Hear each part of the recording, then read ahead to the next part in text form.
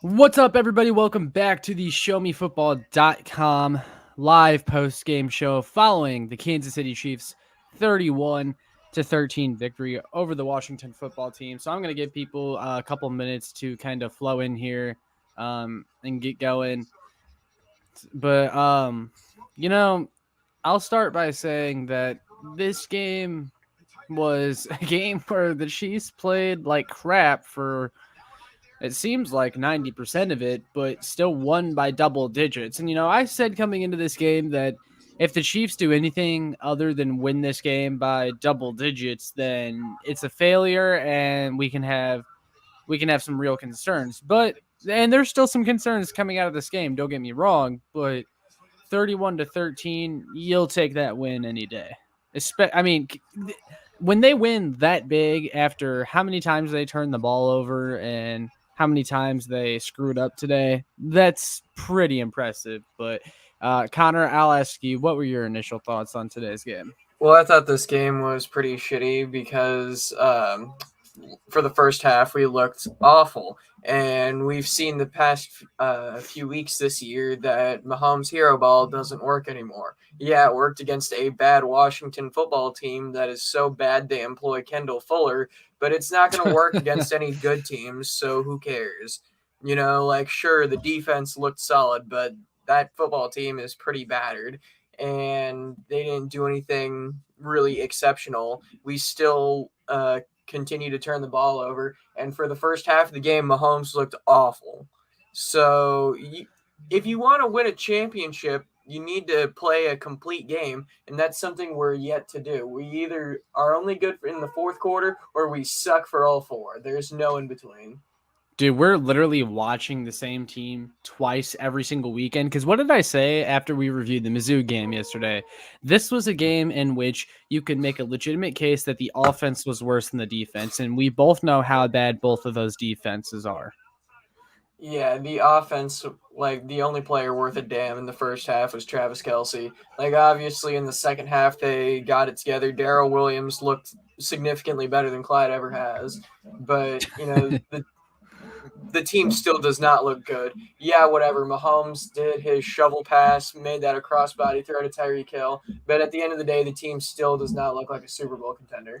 No, yeah, they don't. Not at this moment. This was a game they should have won, and they did, which is a step in the right direction. But if they play the way they did against a good team, a good team would make them pay. Because let's remember, this is Taylor Heineke at quarterback, who's a high-end backup, but nothing special.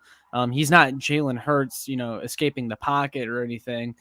And the Chiefs, their defensive line did get some pressure today, but Washington football team was missing Brandon Scherf and Sam Cosmi along their offensive line, so you should have gotten pressure, but it is a step in the right direction that we're seeing some of these things actually happen that we weren't seeing before.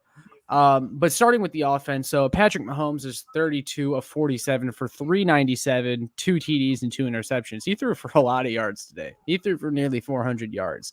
That's going to get lost in a lot of this, but that's because he had 2 interceptions. Now, the first one that was out of the hands of Tyreek, obviously that's on Tyreek. And a lot of Mahomes' interceptions this year have been out of the hands of his receivers, which is a poor reflection. But at the same time, Mahomes has been trying to do too much, and it ends up in some silly turnovers like you saw in the second one where, sometimes I know he doesn't want to get sacked, and I can understand the mentality, but you got to either take the sack or at least not throw that, because that went like 15 feet in the air and then was picked off by a Washington defender, and that you just can't have that. And the game No, really it looked was in just jeopardy. awful. No, It was just yeah, terrible. yeah, you can't have that. So, Darrell Williams today rushing had 21 carries for 62 yards, which was good for a 3.0 yards per carry average. He also had 2 touchdowns. He looked really good. A lot of people, they'll look at that stat line and say, Darrell didn't do all that great. Those aren't great numbers. Here's the thing. A lot of those carries a chunk of those carries came at the end of the game where they were just running at the clock and everyone knew those runs weren't going anywhere, which is obviously going to bring his average down. And then I was in an argument with a couple people on Twitter that were using the yards per carry stat against Darrell Williams when comparing him to Clyde, because I agree with you. I think Darrell Williams looked more effective today than Clyde has this year. I understand Clyde had 2 100-yard games against some bad rush defenses, but I mean, people know how I feel about Clyde, and I really thought Darrell Williams looked effective today, despite a less than stellar day from the offensive line, in my opinion.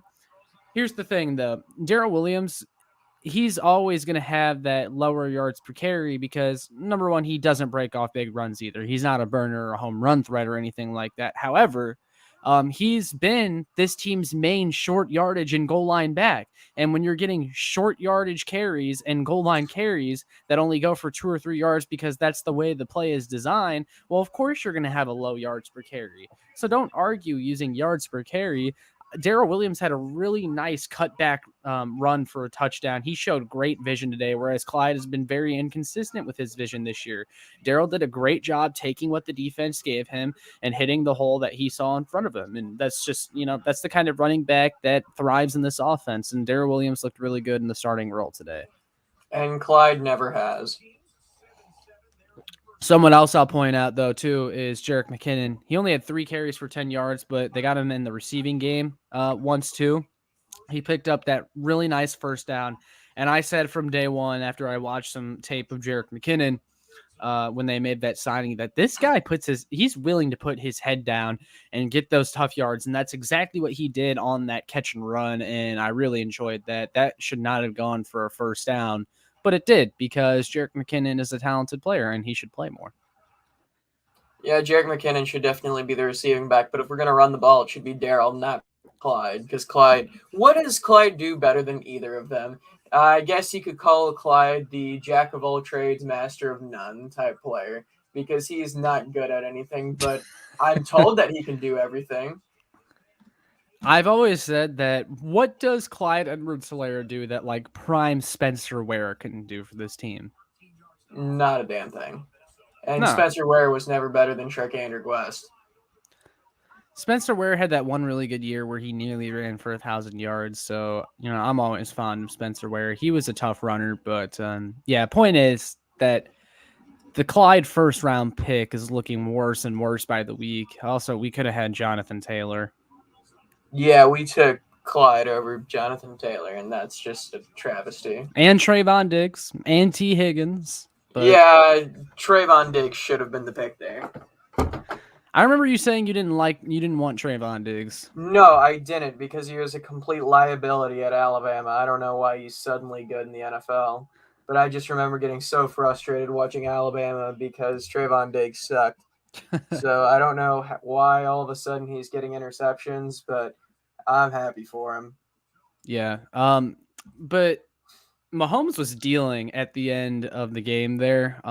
He looked amazing. And that's the kind of Mahomes that we had been missing for most of the year. It looked like he got rejuvenated there towards the end. Mahomes had a Frank Clark performance. He had a touchdown to Robinson, and then the touchdown to Tyreek, where, man, did you see that throw? That thing was like a 90-mile-per-hour fastball right into the arms of Tyreek. He sucked for 3 quarters, and then when the game was decided, suddenly he looked great again. I'm not impressed. Well, also something we have to note is that he had a really nice throw, and a lot of the credit goes to Fortson here too, but Fortson made this. It was a back shoulder throw by Mahomes. Fortson makes the catch over the defender and looks fantastic, and I was so happy for Jody Fortson, but then it comes out that he does, in fact, have a torn Achilles, which, if you're familiar at all with Jody Fortson's story, that's just absolutely devastating, man. I really had high hopes for him, and he was starting to become a factor in this offense and goes down at the worst time. Can't wait to see Derek Dieter back on the main roster. That's your takeaway? Yep. Come on, Carolina. I'll go over some comments and stuff, though. So we could have scored one more TD. Andy needs to stop making these comebacks and start blowing these teams out. I mean, the game was over. Like, most of the time I'll say, yeah, Andy, go for the jugular and stuff like that. But there was really no reason to score a touchdown there. Red Whip says, the second TD by Darrell was awesome. Clyde would have lost 5 yards on that same play. LOL. Yeah, I've seen Clyde go at first or down at first contact a lot. Um, Eric says Darrell plus McKinnon is more than good enough for the backfield. CEH still an awful pick. Yep, pretty much agree. Chase points out still no Dorian O'Daniel. I know, man. I've been pushing for O'Daniel, but as long as Spags is the defensive coordinator, I just don't think we're going to see him, unfortunately. Redowip, yep, we said the same thing. I would have loved Jonathan Taylor instead of Clyde. Redowip also says, what you mean he had a bad first half? He was lights out. Second half, Connor is a hater. Yeah, I would say he had a little bit more than a good fourth quarter. I mean, he was part of the reason we got going again there in the second half, but No, he completely sucked in the first half, and he was the reason that we were down in the first place. So he looked awful. Like, I don't want to hear it. I don't give a shit if he played well in the second half. Like, his hero ball bullshit isn't working anymore, so I don't give a damn. well, they struggle to sustain anything against a cover 2 defense is the problem. Like, before their offense was a lot of like backyard football type stuff, and you got to start you got to start making chunk plays and being smarter with the ball and moving the ball more. Like what? So I know a lot of what the Chiefs have done this year is methodical 20-play drives down the field and such, right? But sometimes that hurts because then the more plays you run, the more chances you have of messing up. And we've seen that a lot, that they'll end up messing up at the end of the drive. They just need to push the ball downfield effectively and efficiently.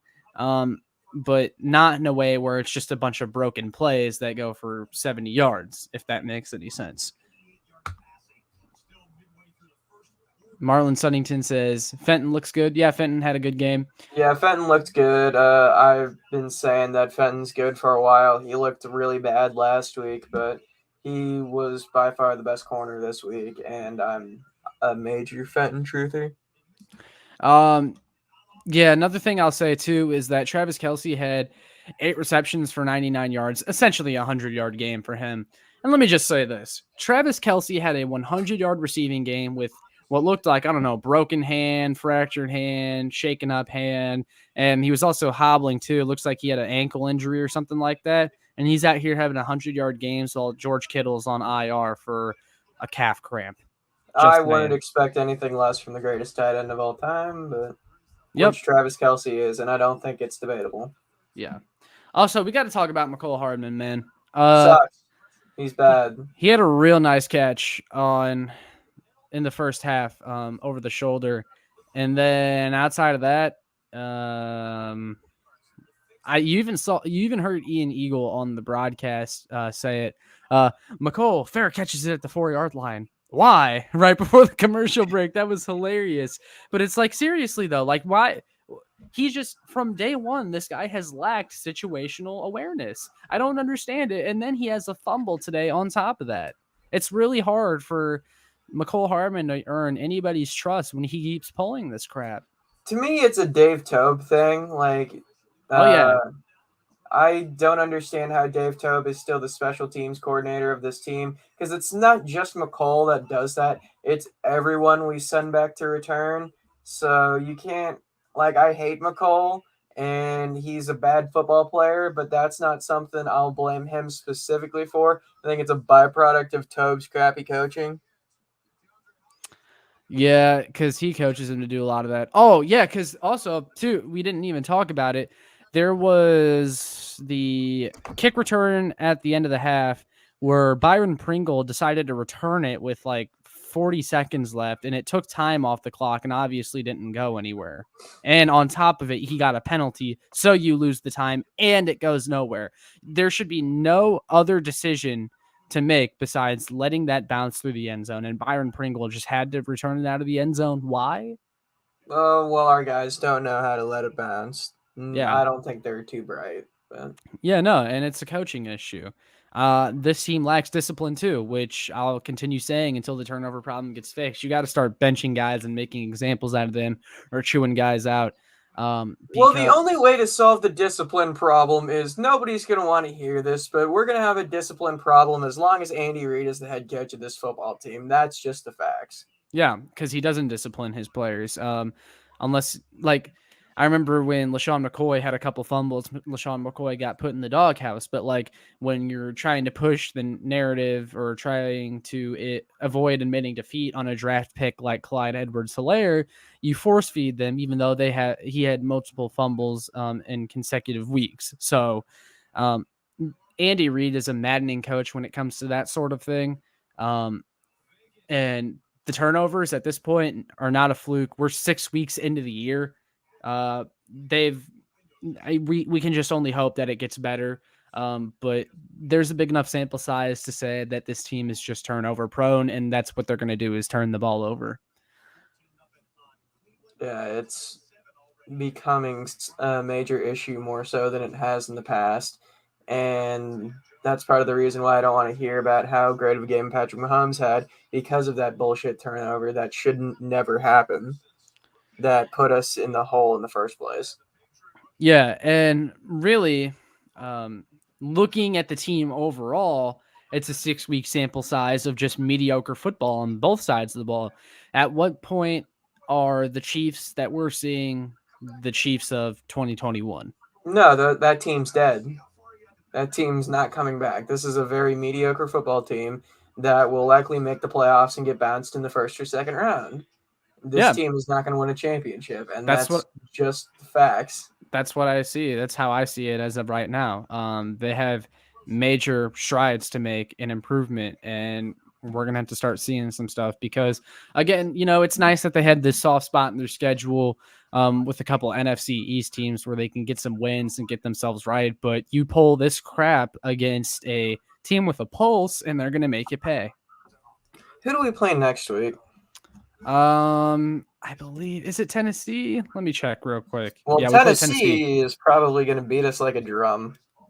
At least on the offensive side of the ball, Tennessee is going to beat us like a drum. But Tennessee's defense is god awful, so that'll probably be a shootout. As much of a shootout as a run-heavy team can get into. Yeah. Well, they're going to take advantage of both the run and the pass against the Chiefs defense. But while we're on the Chiefs defense, I'll give them credit. They held Washington to 13 points. There were a lot of times where they were still very frustrating. Like, for example, there were quite a few third and longs in which, was there I think it was 3rd and 15 or something like that. And they get a 16-yard play. Spagnuolo, for the life of him, cannot coach this team to cover the flats. He never has anyone in the flats. I mean, Spags might as well open up a wing shop where they're giving away free flats 24/7 because that's what this defense looks like. I feel like the replacement of Daniel Sorensen with Juan Thornhill was pretty noticeable. Oh, yeah, it was, because I was going to bring that up. So the Chiefs, this far into the year, were one of the worst teams when it came to giving up explosive plays, so plays of 20 yards or more. That went down significantly today against the Washington football team. Yeah, because we actually have a competent center field safety, and that's what Juan Thornhill is, so he's not going to give up those big plays. Yeah, no. Juan Thornhill being back there instead was a noticeable change. Also, I got to ask you real quick since we skipped over it. What did you feel about the swapping of Lucas Niang for Mike Remmers? I think Lucas Niang sucks, and he has just been terrible thus far. And I think that Mike Remmers isn't anything special, but he is a very competent right tackle who is kind of a band-aid spot starter. So I was completely fine with it, despite everyone whining on Twitter about it. I think it was the right move. Well, I won't go that far. Like, Lucas Niang, he has higher upside than Mike Remmers, of course. He's been the much better offensive lineman in run blocking. Lucas Niang has been a very good run blocker along this offensive line, but he had been struggling in pass protection the last few weeks. He got worked by Joey Bosa. What's his name on the Eagles gave him a pretty hard time. Sweat, I think it was. So he had been having a rough time. So putting in Mike Remmers is someone that is a steadier player. He has a higher floor than Lucas Niang, but a lower ceiling. I will say though, I noticed a lot of tweets from Mike, or not Mike Remmers, sorry, Lucas Niang's trainer Brett Yaris on Twitter, who was consistently crapping on Mike Remmers after every single snap of his on his Twitter timeline, and to me that is unprofessional.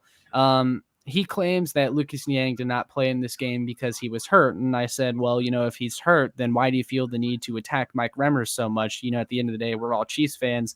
We don't care who's in as long as they get the win and like they play good, right? And he just went on and on. And to me, I didn't really appreciate that he took every opportunity possible to cover for Niang and discredit Mike Remmers when I thought Mike Remmers actually played okay. But I'll leave Having it at such a that. loyalty to a right tackle who's in his first season is odd. Yeah, no, it's just odd in general that he would go out of his way to call out Mike Remmers like that. But Like, Mike Remmers isn't anything special, but if you need a right tackle, Mike Remmers can hold down the fort. yeah, he's fine. And I will say right now that if you had Mike Remmers starting from the beginning of the season instead of Lucas Niang and he played the exact way Lucas Niang played, everyone would be saying Mike Remmers sucks. I guarantee it. Without a doubt. Like, Niang has been getting cooked repeatedly, and people just don't want to admit it because I guess he's young or something. Yeah. Yeah, Red Whip says Niang's fine. He's a rookie. I mean, I can agree with that. Greg Russo absolutely destroyed Niang. Yep, Greg Russo is a good player. I like what the Bills did with their defensive line and improved their pass rush with him. Staying with the defense though, like I said, they I cannot. love the comments just like complaining about me telling the truth. Guys, Connor is here for reactionary purposes. Oh, shut the fuck up. We all know I'm right. Everything that I say comes to fruition eventually. And if you say that what I'm saying is wrong or I'm a fake fan or something, you're a delusional sunshine pumper. I There you call it go. like I see it, and I'm usually right. I was called a fake fan for saying drafting Clyde in the first round was stupid. I was So was called a I. fake fan for saying that Frank Clark sucks. And how have both of those turned out? I call it like I see it. If you don't like it, I really don't care. Yep. So there you hear it. Also, he told me Jerron Reed sucked, and I wanted to believe Jerron Reed would be a serviceable D tackle. He's not. He's terrible. And yeah, he was right about that too. I mean, I'll admit that I was wrong. Jerron Reed has not been good for this team. That being said, Jerron Reed actually had a quarterback hit today. Stand up, everybody. Round of I don't applause. care. Round of applause for Jerron Reed. Frank Clark had a couple pressures. I still don't care. I know. I'm going to need to see it against a more legit opponent. And I know that people are going to say, can't you ever be happy? But like, I want to see it against a good team. Like, why couldn't How Frank many Clark and sacks Jerron does Clark Reed have this season? 0? Yeah, that's what I thought. Oh man, and that one where he tried to sack Heineke and he still got up. There is no other Clark's player time that with the would Chiefs in a nutshell. There is literally no other player that would let the quarterback get out of that. There is. I've never seen anything like that. How do you not put him into the ground? That was so funny. You can't do anything but laugh on that one. Yeah, this team is a joke to me at this point. Hopefully the defensive line keeps it up. Mike Dan has been their best defensive lineman all season, though. Yeah, and I will say, I know he didn't play, but I think it's worth mentioning. Chris Jones is worthless on the edge. Kick him back inside because I don't want to mess around with him on the edge anymore. Yeah, me neither. He's also, not good on the edge. And also at this point, if you play Chris Jones out on the edge, because we all know Clark is going to be starting on the other edge. So if you put Chris Jones in there, then you're just taking away snaps from Dana.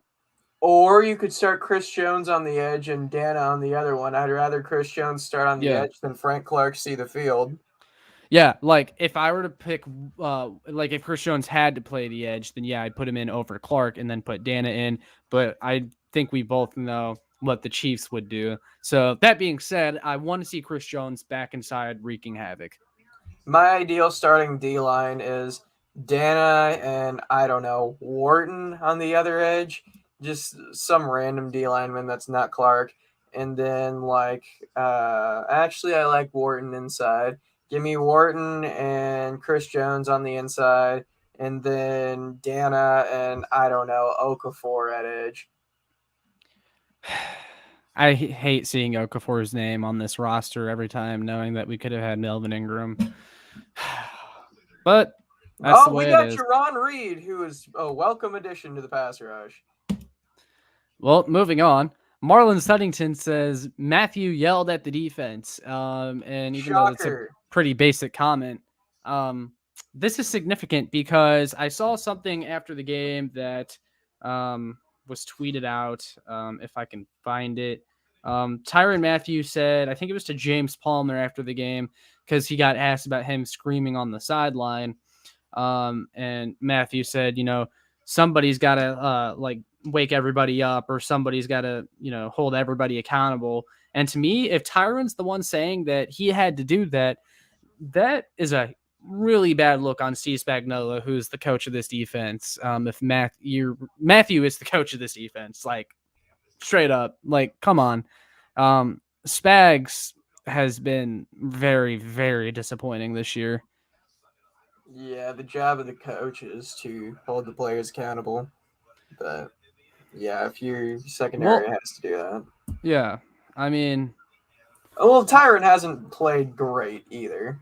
He's had his moments, but like last week he was terrible. So him throwing rocks is kind of funny. But this week, the thing is, Tyrann can't play his role and do what he does well if he's having to cover for everybody else on the defense. Like if no one else is doing their job, he's not going to have an impact. I mean, I'm not asking him to do everyone's job. It's the basic cover your guy. And last week he did not do that and was still throwing shade at the rest of the team, which is just kind of funny to me and shows a dysfunctional locker room when you're not doing your job and you're throwing shit at other people. Well, Tyrann Mathieu gets the benefit of the doubt, in my opinion. If there was anyone that should be, screaming at the defense, it's him. Also, aren't you so thankful for having Frank Clark's vocal leadership on this team in these troubling times? Evident. For as much as people say that, he doesn't really say much. Nah, he just says a bunch of corny shit and looks like he's cracked out of his mind, and that's about it. Yeah. And wears carpets to Super Bowl parades. Okay. Highlight Clint Stewart's right here. This one right here? Okay, Clint, so would you rather me just be one of these overly positive sunshine pumpers and just have an echo chamber of obnoxious bullshit? Oh my gosh, Patrick Mahomes just played so great today. Aren't you so thankful that Patrick Mahomes is our quarterback and Andy Reid, the greatest head coach in the history of football? Man, I am just so happy to be a Chiefs fan. This team is just so great. We're going to win the Super Bowl. Is that what you want, Clint? Is that what you want? Because I can do that if you want, but I'd have to kill myself afterwards. Yeah, I mean, yeah, Chris Jones is worthless on the edge. That is not a controversial statement. He needs to be kicked back into defensive tackle where he's the dominant football player we all know. Clint, he's saying that he's worthless out on the edge because he was a top 2 defensive tackle. They moved him out to the edge where he was not even a top 15 defensive end. That experiment has failed. There's not really any debating that. But we have Patrick Mahomes, so it doesn't matter. Man, I sure do love being a Chiefs fan. I still think you're a little harsh in some of your evaluations, but then sometimes when I contest those, you end up being just as even more right in the end. Right. So I don't even try anymore. Foxy Dancer says it doesn't take a crack infested Denny's to know our defense is lacking. If Tyrann has to play the job of coach and motivator in chief, this is a damning indictment of several people. That's an couldn't be more true analogy. Yeah. Well, they listen to our podcast clearly. And Tyler says it down here. Pat Mahomes can't fix everything. And you see what happens because they use that approach against both they used it against the Bills too, but they used it against both the Chargers and the Ravens, where it came down to the very end and they needed Pat Mahomes to pull a rabbit out of a hat, and then when he didn't, they lost. And I said that coming into this game that they need to win convincingly. That the saying "a win is a win" did not apply to this game because they needed to clobber the Washington football team. If they did anything other than that, it would have been a failure. They didn't do that. They did, though, in the final score, 31-13. They won by more than 2 scores. So that is what you're looking for. And it's impressive considering all the mistakes they made today. If they didn't make all those mistakes, the score would have been a lot uglier for Washington. That's my point, is that you needed to win this game handily in the score, because if you didn't, it would just that wouldn't help your case at all. We would, we wouldn't be saying the things that we're saying now, that are positive, because how many teams has this Chiefs team put away in the last 20 or so games that didn't come out to a last second Mahomes drive to win the game, or Mahomes getting a first down to put the game on ice? That formula to winning is getting dangerous when other teams are catching up to the Chiefs in the talent department. So it was nice to see them actually put away a mediocre opponent for once. Oh, I'm a Broncos fan, apparently, which doesn't make sense because I haven't said anything about the Broncos or really any other team for the matter. So why he picked the Broncos is just kind of odd. Yeah, Red Whip says it too. Dude, they had 3 turnovers and still won by 18 and shut them down in the second half, or shut them out in the second half. Yeah, that's what I wanted to see, and I saw it. Even though I still have some complaints, it was a step in the right direction. Daniel Hooper says, or he asks, do you believe that the Chiefs will cut Clark, and what do you think is the best free agent for the D-line next year? Now, yes, they're going to cut Clark. They're cutting Clark. Like, his performance, he has not lived up to his contract. And they say 15 million by cutting him next year. I think if it's post June 1st, it would be closer to 20 million. So yeah, he's getting cut. Like, it's happening. But I haven't had a lot of time to sit down and extensively look at potential options to replace him in free agency. But I think they will probably add a veteran pass rusher as well as draft a new one. So that's my thoughts. Marlon says, Connor, I don't care. Greatest Chiefs fan of all time. Thank you. It's true. I already knew it, but I appreciate it. Second only to X Factor. Oh, God. Do we want to talk about X Factor? Nobody cares. Banned from Arrowhead Stadium. Wasn't he at this game, too? Yeah, he went to this game. I saw a picture. God. So he's still going to road games, it appears. How does he even get the money for all that? I don't know. I feel like I'm surprised there's not like a NFL ban on things like that, because I figured like because the NFL is just like one organization, they'd have like a list for the entire league of banned people. And I feel like it'd be really hard to like enforce banning people, because it's not like there's a name reservation on the tickets. And like, you've been to games, they're not going to like they're not gonna like police the people. Like, they're not looking at the faces or anything, so I don't know how they police that. Yeah, the thing is, X Factor has a distinct look because of his infamous outfit. Like, if he just went to a game and didn't wear that and wore like a hat and sunglasses, I'm curious, would anyone even notice? I feel like the only way that they would get him is if like he posted on social media like, hey guys, I'm at the game. But outside of that, I really don't see a way that they would get him. The only time I've ever seen anything like that was Dave Portnoy got kicked out of the Super Bowl, but I think that's different because he's Dave Portnoy. Yeah. I feel like if, say, I got banned from Arrowhead, I could go to another game, and as long as I didn't buy the tickets in my name, there wouldn't be anything they could do about it. Yeah.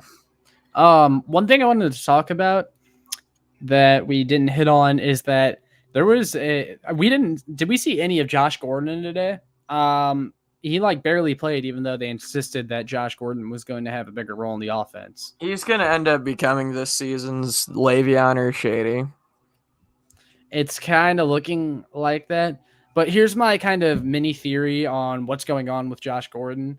So obviously, it's only his second week here, and when the Chiefs were struggling early, like I think the plan was to get him snaps in this game, but the Chiefs were struggling that Josh Gordon is so new that they didn't want to just throw him out there because he's Josh Gordon to try and get him involved just because like they want to wait until they're comfortable with him in this offense because clearly the team was off early and so they wanted to stick with their guys and hope that they get it right because that's what they're comfortable running with, if that makes sense. Like Josh Gordon, he's so new that it wasn't the time to try it with them struggling early in the game, and really for a lot of the game, it just I think once the weeks go on, you'll see him get more snaps and more opportunities. Wait, hold up. Is the Eric in this chat Orlando Brown on Twitter? Yeah. How did I never realize that? You're a fraud. That's why. I suppose so. And a Broncos fan. Marlon Sunnington points out Wharton caught an interception. Yeah, that was pretty cool. Wharton is a monster. He needs to play more. You have to love big man picks. Yep. And Eric points out, too, that Gordon only came out for a few snaps to block. I could see him getting called and pulled out right after. Yeah, again, he's just so new that, and he also hasn't played football in a while, so he's going to be a little rusty. And, I think they didn't want to throw him into the fire in a game. They really, really needed to win because he's just not, what they're comfortable with. We literally talked about in our, well, no, I wasn't invited into the Gordon signing episode, but I've literally talked to you about how Gordon has played football recently. It's not like he's out of football shape with him playing in the FCF, and he's been on the team for a couple weeks. Indoor football with a shortened field isn't exactly comparable to the NFL. And he's been in the NFL for a couple weeks, and he's also just a freak athlete, so I don't know how much that really comes into factor. See, I don't buy into this whole ploy that it takes a long time for a wide receiver to be able to contribute in Andy Reid's offense and stuff like that. But, I mean, he's only been here for 2 weeks. I mean, you got to give him a little more time than that before you make any judgments. Well, no, it's just like bad coaching. And they need to throw him out there, especially with Forston being hurt. We need that big target in the offense. Just give those snaps to Gordon. There you go. Pretty simple. Yeah, that could work. He could definitely find a niche there with Forston gone. Chase asked, though, if the Chiefs don't make the playoffs, do Veach and Spags get fired? Yes. Spags, most certainly. I don't know if they would pull the trigger on Veach, but they should. Veach deserves blame. And Veach would be taking a lot of heat if they were, for some reason, to not make the playoffs. Let's see. Rod Dixon says, bad play calling every week on offensive side of the ball. Yeah, Andy had some questionable calls a lot in the first half, too. Foxy says, Tampa Bay won again today. I still have nightmares about that Super Bowl. Tom Brady and Antonio Brown are about as compelling as a pissing toad. That's quite the analogy. Philip Johnson says Tampa didn't play today. They played on Thursday. That's probably what they meant. Google, we won't be in a bottle of the division. I have no idea what this is saying. You're gonna have to type that statement out. That's a little bit. That's an X Factor comment. Chase says it's the same routes in every offense. Well, see, the thing is, running routes is a very separate thing from an offense. Like, yeah, do offenses use a lot of the same routes that you might run if you were on like the Bills instead of the Chiefs? Well, sure. But it's about how much you run those routes. It's about how you're utilizing those routes. And, if you're actually succeeding on those routes, winning over the middle of the field, or if you have the speed to separate when running a go route and stuff like that. Like, it's not as simple as that, and just knowing what routes to run. Well, I mean, to be fair, Travis Kelce doesn't run routes. Travis Kelce just like walks up to Patrick and says, "Hey, I'm gonna do some wacky shit and get open," and then he gets open. And I feel like Josh Gordon has the talent that he could do that too. Well, Travis Kelce is still a great route runner, but a lot of these Chiefs big plays, they come on broken plays where these guys are still really good at getting open, like the Mahomes across his body throw that he had to Tyreek Hill, which didn't count, which So sucks. why even call plays at this point? Like, just let people do whatever. It works better. Yeah, the kind of backyard football kind of thing I was talking about earlier. Because, for as rebuilt as this offensive line has been, they haven't exactly been great. That being said, Patrick Mahomes needs to step up in the pocket a little bit more. Yes, Eric, Mike Hughes is still bad. And Yeah. Bolton did look like a stud.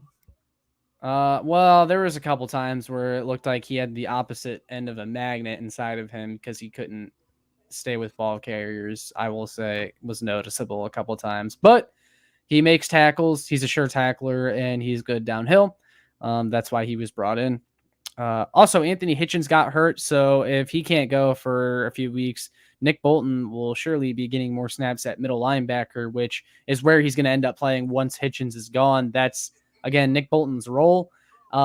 He's not a will linebacker. He's been playing a lot of will linebacker with the Chiefs linebacker situation, so I think he'll start to look a little bit better, especially since he's getting more games under his belt and the game is slowing down for him a little bit. But yeah, Mike Hughes, he got burnt on the first drive by McLaurin, but luckily Matthew was helping over the top and Taylor Heineke overthrew the ball. Honestly, if I'm being completely honest, one of the reasons the Chiefs defense looked as good as it did today is because Heineke is not very accurate. There were open receivers where Heineke just missed some throws and the Chiefs got lucky. I will say that.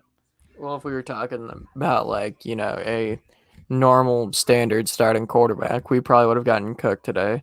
But Heineke is one of those spot starter type quarterbacks. Like, he's not bad to the point where he's a roster bubble or out of the league type guy, but he is definitely like a spot starter.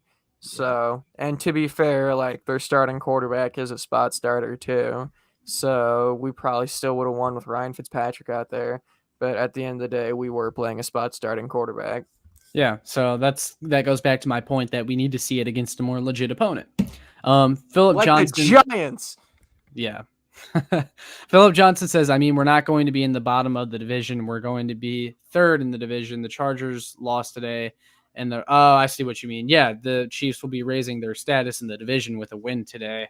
And yeah, the Chargers looked really bad. I didn't watch any of that game. I'm going to have to go back and watch and see what went wrong for them because I was very surprised by that final score. He said, and the Raiders or the Essentially, Broncos. it Go was ahead. because Brandon Staley is one of these like young coaches that likes to get cute and go for it on fourth down. And it had been working for him specifically against the Chiefs because our defense sucks, but it didn't work at all against Baltimore, and they had no answers for Lamar Jackson. Yeah. Yeah, the Chargers defense is very porous. Daniel Hooper says, do you see the Chiefs pursuing another top receiver, even though we have speed on the offensive side? It seems we have a problem with a lot of dropped passes.